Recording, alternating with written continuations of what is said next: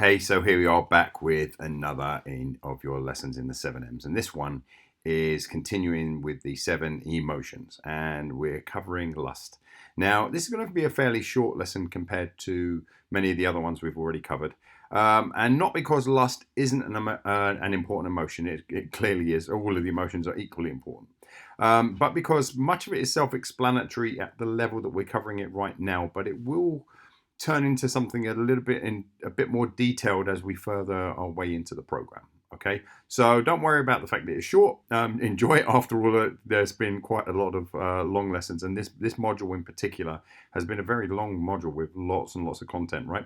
So without further ado, let's get into lust. So in the last session, we started looking and discussing the light side emotions that tend to move us toward things that provide us with opportunities, right? So you think of it, kind of all the light side stuff is stuff that kind of we are moving to. If you use the popular phrasing toward and away from, the dark side stuff tends to be the away from stuff, right?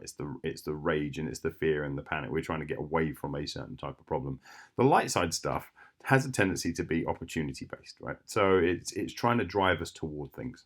So that's how it ties into that toward and away from the stuff that you may have heard before. So while they're often called positive emotions, and I think I've said this in every single one of the emotions so far, it's really, really important to remember that there's no emotion whatsoever that in itself is either positive or negative. They're simply systems within the brain, within the biochemistry that are designed to rapidly alert us to changes in our environment and to initiate either the intended avoid or approach behavior. That's it, right? So kind of positive and negative is not a useful or skillful way to think about these, even though most people do. For example, just that we're about to get into lust, and we're going to talk about how important it is as an emotion. But at the same time, if lust becomes an overbearing or is applied unskillfully, it can lead to all kinds of problems, right? And as can play. If you've got serious things to do and you end up being overly playful and not getting down to doing those work, that can also become unskillful, as can caring and so on and so forth, right? So, just bear that in mind, that there's no such thing as a positive or a negative emotion, but they are designed to initiate actions either intended to avoid or approach something. That's the best way of thinking about it, right? So we can use emotion skillfully or unskillfully. So today's lesson is another light side emotion. It's about lust, as I've already said. And the lust emotion is really about one thing. And that's why this is kind of going to be a short lesson, right? Because it's self-explanatory. Lust is about procreation. It's about having sex with the concept of creating new life. All right. Now, before you get caught up in the minutia of that and the idea that many of us have sex for fun, or kind of we have same-sex couples who are clearly not trying to procreate, and they know that they're not trying to procreate, or at least through that system, right? It's before you get caught up in that minutia, just bear in mind as a evolutionary prerogative, lust is the emotion and the biochemistry and the neurology designed to move us toward mates, toward mating, toward procreation, toward childbearing, to passing on our genes. That's the intention behind it. Now it's become some other things over time, but that's really it, right? So we do clearly have sex for a lot of different reasons, and not all of them relate to creating the creation of a new life.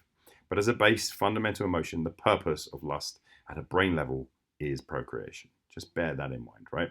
And it's useful for you to kind of think about, certainly as a coach, as you're moving forward into your coaching with people who are saying, hey, we didn't intend to get pregnant that early, or I didn't intend to get pregnant, or I didn't intend to get my girlfriend pregnant, or we're a same-sex couple and we have no, neither the intention nor the ability to get each other pregnant, or whatever, right?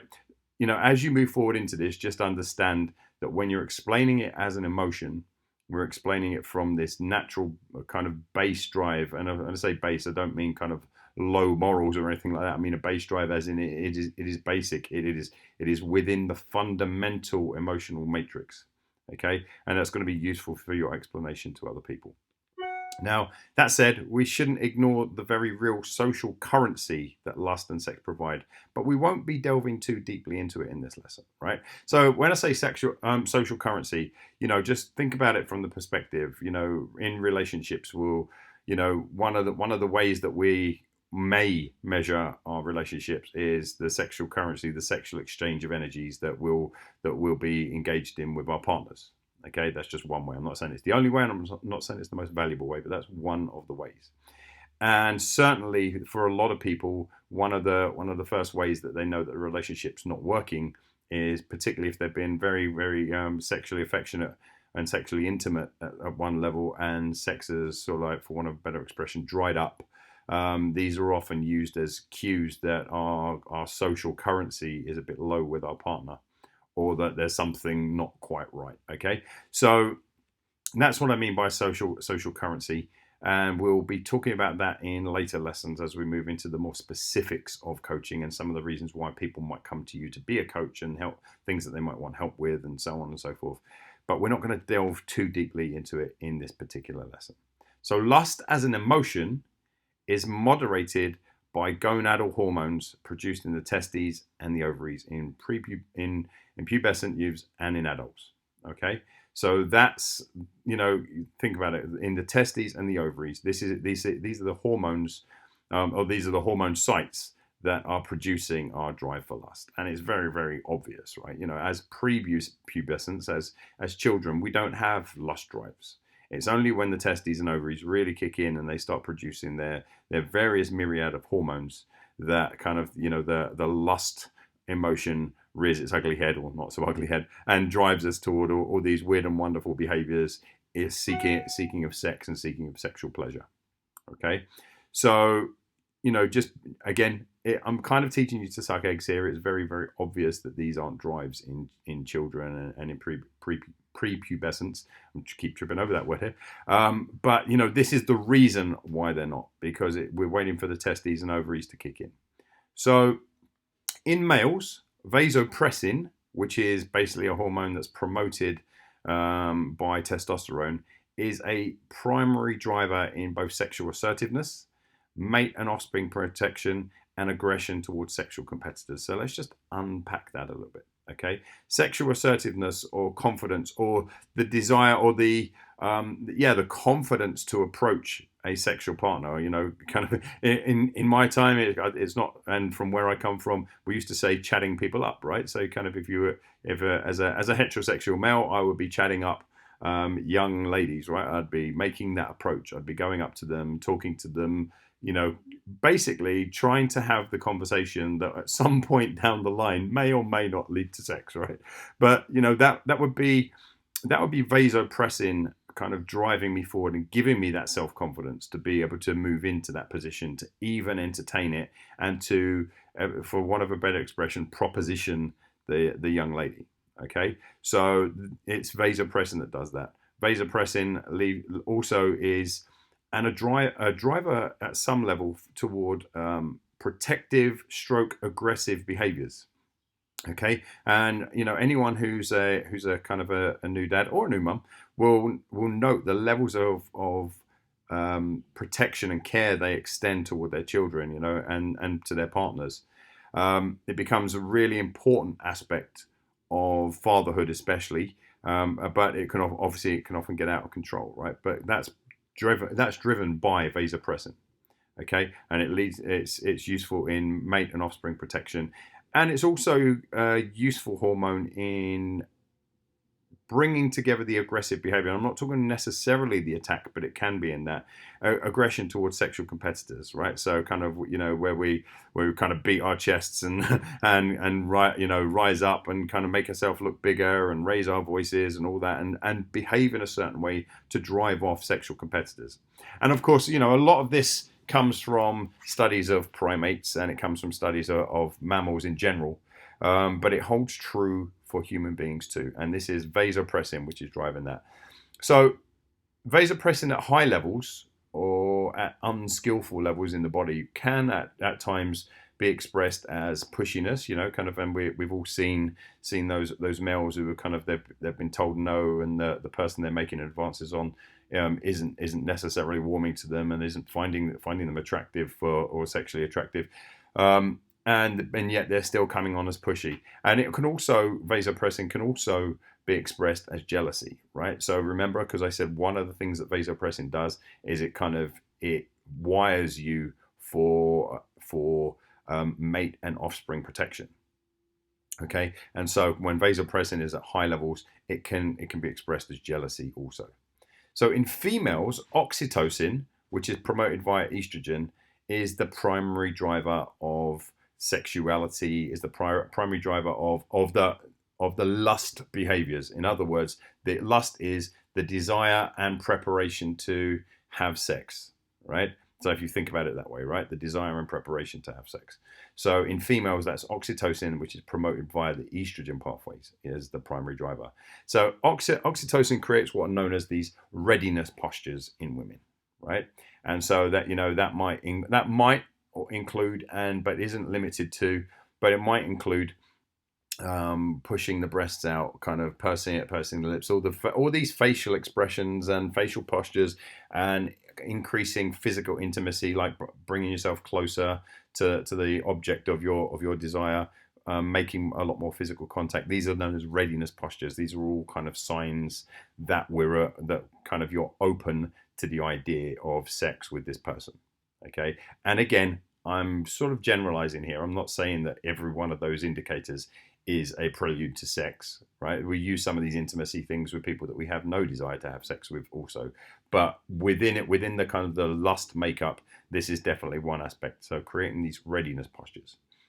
But it's important to note then, in both male and female, in the presence of threat, the stress hormones are antagonistic to the lust drivers, right? So when your adrenaline is up, when your cortisol is up, for example, right? As adrenaline and cortisol go up, your vasopressin, your testosterone, your oxytocin, your estrogen get depressed. They get suppressed, right? They get pushed down. And again, this is really, really important then for you to think about in terms of when you're coaching with clients that may be talking to you about losing desire for sex in general, losing the ability to have sex, particularly in men. Right, there's a kind of the mechanism known as getting an erection that is required for a man, right? And so all of these things are diminished when we're in the presence of threat and stress hormones. Okay, for a woman, the desire to have sex, and on top of that, the ability to actually conceive go down and carry a fetus to term, right? So it has impact upon both desire and physical performance in men as well as women, including fertility and the ability to sustain pregnancy. So all of this can be related back to stress hormones, which are released in the presence of threat. So you can see how all of this is starting to tie together. So just bear in mind that lust itself is a natural consequence of feeling safe alongside of the care and the play emotions. Okay, so we've covered play, we've covered care, we're going to cover play in the next one, right? But lust is a natural consequence of safety. In other words, you have prediction and response. You feel cared for, or at least there's the absence of being uncared for, right? Which in itself would be a threat. But usually you feel cared for, and you feel playful. Okay, so when you've got a combination of all of these, then you are in the best possible place, right? But safety is the base prerequisite to this. Okay, are you safe? So when care and play are suppressed due to high levels of perceived threat, lust suffers, right? If you're feeling uncared for, if you don't feel important to the people around you, if you aren't able to play, in other words, play as you'll find out in the next lesson, is the ability to engage in what you perceive as low threat, low risk behaviors with low consequences if they go wrong, right? These are all aspects of play. If you are lacking that, then you are gonna really suffer in the lust department, in the ability to get the desire to have sex, right? And that makes sense really when you think about it, because sexual activity, all sexual activity really is a thrive behavior. Remember, we got survive at one end of the spectrum, right? Those behaviors that just keep us alive. And then we got thrive behaviors. And sexual activity is really a thrive behavior on many levels, right? We don't have to do it to stay alive right now. We do it so that later on we pass on our genes and that our genes live on through us, through our offspring. Okay. But if care and play are taken out of the picture, then lust suffers. The ability to engage in those thrive behaviors go down. Okay. So clearly, when lust declines in formerly close relationships, this can be a problem in itself, as it can lead to wearing and challenging of social bonds that in turn raise stress and threat levels. So think about that. It's a loop. I mentioned it earlier, right? So you're in a close relationship with someone, and there's always been a lot of sexual intimacy, and now you're getting really stressed and overwhelmed. Maybe it's something to do with work or with your business. So your threat hormones go up. Your lust drivers go down. So if you're a man, your vasopressin and your testosterone have gone down. Not only do you lose the desire to have sex, but you may also lose the ability to have sex. You might not be able to get erections anymore. And that's partly because vasopressin is also, it controls your body fluids, including driving up your blood pressure, which is clearly an important factor of being able to get an erection in the first place, right? So when these things happen, you don't desire sex as much, you don't have sex as much because you can't, and then you've got maybe you've got your partner now feeling unloved or worried or concerned that you've lost interest in them, or you've found interest in another person. And all of this can challenge those social bonds. And as your social bonds get challenged, that's another form of stress and threat. Okay. So you see how it comes around in this big loop. Okay. So lust is an important factor. And as a coach, it's really important I'm not talking about delving deeply into the sex they have and the type of sex they have. And, we're not sex therapists, but ensuring or gaining an understanding about whether sex is still in the picture of your client's life, and particularly if they want sex and it's not there. Right. And because you're then in a position where you can unpack maybe some of the stress and all of that kind of stuff. And again, I'm being very, very clear. I'm not talking about becoming a therapist of any kind. I'm not talking about becoming a sex therapist or anything like that. I mean, if you're a sex therapist, that's fine. Go ahead and do that. I'm not advocating coaches to become sex therapists, but it doesn't mean that you can't talk about sex and you can't talk about, what's getting in the way of that. That's definitely a relevant area for coaching. Okay, so in future sessions, we'll take this conversation a little bit further, as it's a topic that often comes up in coaching. When it comes up, it doesn't so much come up as lust. That's not the description that most of your clients are going to give you, right? Kind of, I've been feeling extreme lust and I've not been getting any, right? That's not the description that they give. But they may talk about it in terms of closeness or intimacy, and they may start to describe loneliness. I'm in a relationship, but I feel lonely. I don't feel connected. I don't feel close. I don't feel intimate to my partner.